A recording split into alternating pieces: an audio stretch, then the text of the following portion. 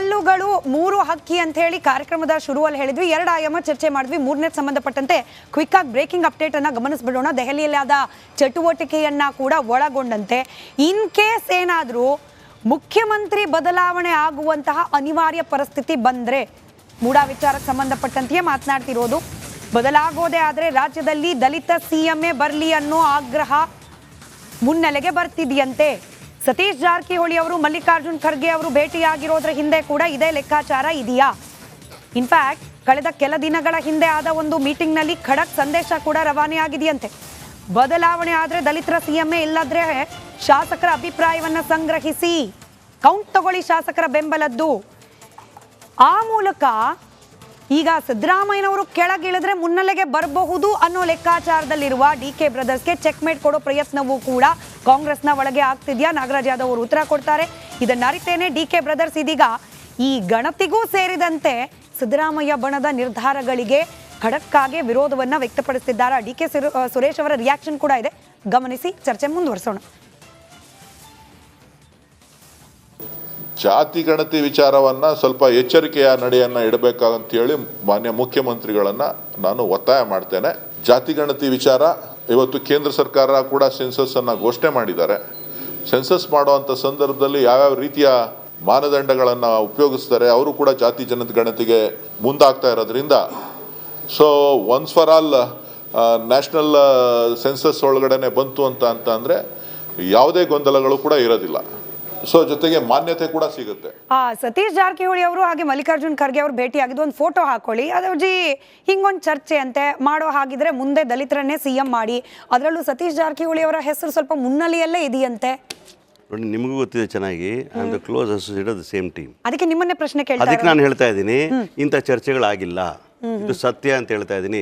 ಮಹದೇವಪ್ಪನವ್ರ ಮೇಲೆ ನಡೆದ ಮೀಟಿಂಗ್ ಇರ್ಬೋದು, ಪರಮೇಶ್ವರ್ ಮೇಲೆ ನಡೆದ ಮೀಟಿಂಗ್ ಇರ್ಬೋದು, ಕಾಂಗ್ರೆಸ್ ಆಫೀಸಲ್ಲಿ ನಡೀತಕ್ಕಂಥ ಡಿ.ಕೆ. ಸಾಹೇಬ್ರ ವಿಚಾರದಲ್ಲಿರ್ಬೋದು, 136 ಜನ ಒಂದೇ ಒಕ್ಕರಳಿಂದ ಹೇಳ್ತಾ ಇರ್ತಕ್ಕಂಥದ್ದು they no question of change of chief minister ಮಾತಾಡಿದ್ದೇವೆ, ಲೀಗಲ್ ಬ್ಯಾಟಲ್ ಫೇಸ್ ಮಾಡ್ತೀವಿ ಅಂತ ಹೇಳಿದ್ದೇವೆ. ಮತ್ತೆ ಅದನ್ನೇ ಮಾತ್ರ ಟೈಮ್ ವೇಸ್ಟ್ ಮಾಡೋದು ಬೇಡ. No change of chief minister as on now, no discussion in Congress party at any level including ಅವರು PWD ಮಿನಿಸ್ಟ್ರಿ ಡಿಪಾರ್ಟ್ಮೆಂಟಲ್ ಕೆಲಸ ಹೋಗಿರ್ತಾರೆ, ಕರ್ಟೆಸಿಗೋಸ್ಕರ ಖರ್ಗೆ ಸಾಹೇಬ್ರು ಭೇಟಿಯಾಗಿ ಬಂದಿರ್ತಾರೆ. Not for any other course of discussion because I myself have spoken to Satish Jarkoli before I could come here. ಎರಡನೇದು ಬರಬೇಕಾದ್ರೆ ಇವರು ಒಂದು ಮಾತನ್ನು ಹೇಳಿದ್ರು ಸುರೇಶ್ ಅವರು, ಅವ್ರು ಎಚ್ಚರಿಕೆ ನಡಿಗೆ ಇಡಬೇಕು. ಹೌದು, ಖಂಡಿತವಾಗಲೂ ಕೂಡ ಈಗ ನಾವು ಸಮೀಕ್ಷೆ ಕೊಟ್ಟಿರೋ ವರದಿಯ ಬಗ್ಗೆ ಅದನ್ನು ತಿಳ್ಕೊಳ್ತಕ್ಕಂಥ ಕುತೂಹಲ ರಾಜ್ಯದ ಜನಕ್ಕಿರ್ತದೆ. ಅದನ್ನು ಒಪ್ಕೊಬಿಡ್ಬೇಕು, ಹಂಗೆ ಮಾಡಿಬಿಡ್ಬೇಕು, ಅದೇ ಸರಿ ಅಂತ ನಾನು ಬರೆದವನಲ್ಲ ರಿಪೋರ್ಟ್ನ. ಹಾಗಾಗಿ ನಾನು ಹೇಳ್ತಾ ಇರ್ತಕ್ಕಂಥ 6.5 ಕೋಟಿ ಕನ್ನಡಿಗರಿಗೆ ಸೇರಿರ್ತಕ್ಕಂಥ ವರದಿ ಆಗಿರೋದ್ರಿಂದ ವೈಜ್ಞಾನಿಕವಾಗಿ ಇದೆಯೋ ಇಲ್ಲ ಅಂತ ನೋಡಬೇಕಾಗಿರ್ತಕ್ಕಂಥವ್ರು ಕ್ಯಾಬಿನೆಟ್ ಹೊರತು ಬೇರೆ ಯಾರು ಅಲ್ಲ. ಹಾಗಾಗಿ ಸುರೇಶ್ ಅವರು ಕೊಟ್ಟಿರ್ತಕ್ಕಂಥ ಸಭೆಗಳು, ಅಹಿಂದ ಸಮುದಾಯದ ನಾಯಕರು ಒಂದ್ ಕಡೆ ಸೇರಿ ಮಾಡ್ತಾ ಇರುವ ಮೀಟಿಂಗ್ಗಳು, ಇವತ್ತು ಖರ್ಗೆ ಅವರನ್ನ ಸತೀಶ್ ಜಾರಕಿಹೊಳಿ ಅವರು ಮೀಟ್ ಮಾಡಿರೋದು, ಇದೆಲ್ಲವೂ ಕೂಡ ಸಪರೇಟ್ ಅಂತ ಹೇಳಿ ನಾಗರಾಜ್ ಯಾದವ್ ಅವರು ಹೇಳ್ದಂಗೆ ನಾವು ಪರಿಗಣಿಸಬೇಕಾ? ಯಾವುದೇ ಕಾರಣಕ್ಕೂ ದಲಿತರ ಸಿಎಂ ಹಾಕ್ಬೇಡಾಗಲಿ ಅಥವಾ ದಲಿತರಿಗೆ ನ್ಯಾಯ ಕೊಡೋಕ್ಕಾಗಲಿ ಈ ಸರ್ಕಾರ ಬಿಡೋದಿಲ್ಲ, ಕಾಂಗ್ರೆಸ್ ಸರ್ಕಾರ. ಯಾಕೆಂದ್ರೆ 2008ರಲ್ಲಿ ವಿರೋಧ ಪಕ್ಷದ ನಾಯಕರಾಗಬೇಕಾದ್ರೆ ಮಲ್ಲಿಕಾರ್ಜುನ್ ಖರ್ಗೆನ ಇಲ್ಲಿಂದ ಡೆಲ್ಲಿಗೆ ಓಡಿಸಿದ್ಯಾರು? 2013ರಲ್ಲಿ ಪರಮೇಶ್ವರ್ ಸೋಲ್ಸಿದ್ಯಾರು? 2018ರಲ್ಲಿ ಮಲ್ಲಿಕಾರ್ಜುನ ಖರ್ಗೆ ಅವರು ಸಿಎಂ ಮಾಡಬೇಕು ಅಂತೇಳಿ ದೇವೇಗೌಡರು ಹೇಳಿದಾಗ ಬೇಡ ಅಂತೇಳಿ ಕುಮಾರಸ್ವಾಮಿ ಅವರು ಮಾಡಲಿಕ್ಕೆ ಅಂತ ಗುಲಾಬ್ ನಬಿ ಆಜಾದ್ ಕೈಯಿಂದ ಕಾಂಗ್ರೆಸ್ ಹೇಳ್ತಿದ್ಯಾರು? 2024ರಲ್ಲಿ ಪಿಎಂ ಕ್ಯಾಂಡಿಡೇಟ್ ಯಾರು ಅಂತ ಕೇಳಿದಾಗ ಕರ್ನಾಟಕದಿಂದ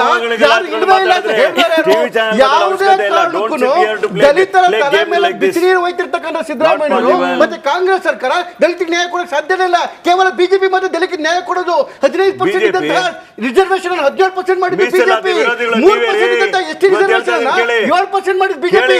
ನಿಮಗೆ ತಾಕತ್ತು ದಮ್ಮು ಇದ್ರೆ ಒಬ್ಬರಿ ದಲಿತ ಸಿಎಂ ಅವಕಾಶ ಬಂದ್ರೆ ಯಾದವ್ಜಿ, ಅವಕಾಶ ಬಂದ್ರೆ ದಲಿತರಿಗೆ ಮುಖ್ಯಮಂತ್ರಿ ಮಾಡುತ್ತಾರೆ ಕಾಂಗ್ರೆಸ್. ಅವಕಾಶ ಬಂದ್ರೆ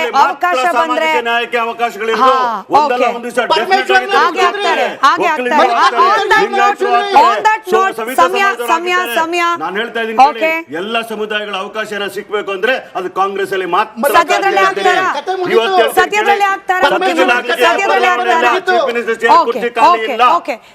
ಸಮಯ ಇದ್ದಷ್ಟೇನೆ.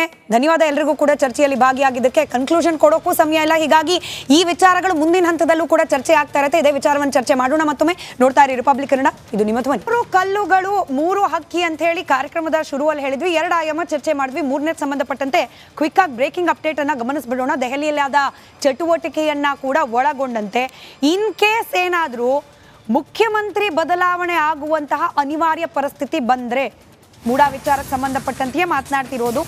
ಬದಲಾಗೋದೇ ಆದರೆ ರಾಜ್ಯದಲ್ಲಿ ದಲಿತ ಸಿಎಂಎ ಬರಲಿ ಅನ್ನೋ ಆಗ್ರಹ ಮುನ್ನೆಲೆಗೆ ಬರ್ತಿದೆಯಂತೆ. ಸತೀಶ್ ಜಾರಕಿಹೊಳಿ ಅವರು ಮಲ್ಲಿಕಾರ್ಜುನ್ ಖರ್ಗೆ ಅವರು ಭೇಟಿಯಾಗಿರೋದ್ರ ಹಿಂದೆ ಕೂಡ ಇದೇ ಲೆಕ್ಕಾಚಾರ ಇದೆಯಾ? ಇನ್ಫ್ಯಾಕ್ಟ್ ಕಳೆದ ಕೆಲ ದಿನಗಳ ಹಿಂದೆ ಆದ ಒಂದು ಮೀಟಿಂಗ್ನಲ್ಲಿ ಖಡಕ್ ಸಂದೇಶ ಕೂಡ ರವಾನೆಯಾಗಿದೆಯಂತೆ. ಬದಲಾವಣೆ ಆದರೆ ದಲಿತರ ಸಿಎಂಎ, ಇಲ್ಲದ್ರೆ ಶಾಸಕರ ಅಭಿಪ್ರಾಯವನ್ನ ಸಂಗ್ರಹಿಸಿ ಕೌಂಟ್ ತಗೊಳ್ಳಿ ಶಾಸಕರ ಬೆಂಬಲದ್ದು. ಆ ಮೂಲಕ ಈಗ ಸಿದ್ದರಾಮಯ್ಯನವರು ಕೆಳಗಿಳಿದ್ರೆ ಮುನ್ನೆಲೆಗೆ ಬರಬಹುದು ಅನ್ನೋ ಲೆಕ್ಕಾಚಾರದಲ್ಲಿರುವ ಡಿಕೆ ಬ್ರದರ್ಸ್ಗೆ ಚೆಕ್ಮೇಟ್ ಕೊಡೋ ಪ್ರಯತ್ನವೂ ಕೂಡ ಕಾಂಗ್ರೆಸ್ನ ಒಳಗೆ ಆಗ್ತಿದ್ಯಾ? ನಾಗರಾಜ್ ಯಾದವ್ ಅವರು ಉತ್ತರ ಕೊಡ್ತಾರೆ. ಇದನ್ನರಿತೇನೆ ಡಿಕೆ ಬ್ರದರ್ಸ್ ಇದೀಗ ಈ ಗಣತಿಗೂ ಸೇರಿದಂತೆ ಸಿದ್ದರಾಮಯ್ಯ ಬಣದ ನಿರ್ಧಾರಗಳಿಗೆ ಖಡಕ್ಕಾಗಿ ವಿರೋಧವನ್ನ ವ್ಯಕ್ತಪಡಿಸಿದ್ದಾರೆ. ಡಿಕೆ ಸುರೇಶ್ ಅವರ ರಿಯಾಕ್ಷನ್ ಕೂಡ ಇದೆ, ಗಮನಿಸಿ. ಚರ್ಚೆ ಮುಂದುವರಿಸೋಣ. ಜಾತಿ ಗಣತಿ ವಿಚಾರವನ್ನ ಸ್ವಲ್ಪ ಎಚ್ಚರಿಕೆಯ ನಡೆಯನ್ನ ಇಡಬೇಕಂತೇಳಿ ಮಾನ್ಯ ಮುಖ್ಯಮಂತ್ರಿಗಳನ್ನ ನಾನು ಒತ್ತಾಯ ಮಾಡ್ತೇನೆ. ಜಾತಿ ಗಣತಿ ವಿಚಾರ ಇವತ್ತು ಕೇಂದ್ರ ಸರ್ಕಾರ ಕೂಡ ಸೆನ್ಸಸ್ ಅನ್ನ ಘೋಷಣೆ ಮಾಡಿದ್ದಾರೆ. ಸೆನ್ಸಸ್ ಮಾಡುವಂಥ ಸಂದರ್ಭದಲ್ಲಿ ಯಾವ್ಯಾವ ರೀತಿಯ ಮಾನದಂಡಗಳನ್ನು ಉಪಯೋಗಿಸ್ತಾರೆ, ಅವರು ಕೂಡ ಜಾತಿ ಗಣತಿಗೆ ಮುಂದಾಗ್ತಾ ಇರೋದ್ರಿಂದ so once for all national census ಒಳಗಡೆ ಬಂತು ಅಂತ ಅಂದರೆ ಯಾವುದೇ ಗೊಂದಲಗಳು ಕೂಡ ಇರೋದಿಲ್ಲ. ಸೊ ಜೊತೆಗೆ ಮಾನ್ಯತೆ ಕೂಡ ಸಿಗುತ್ತೆ.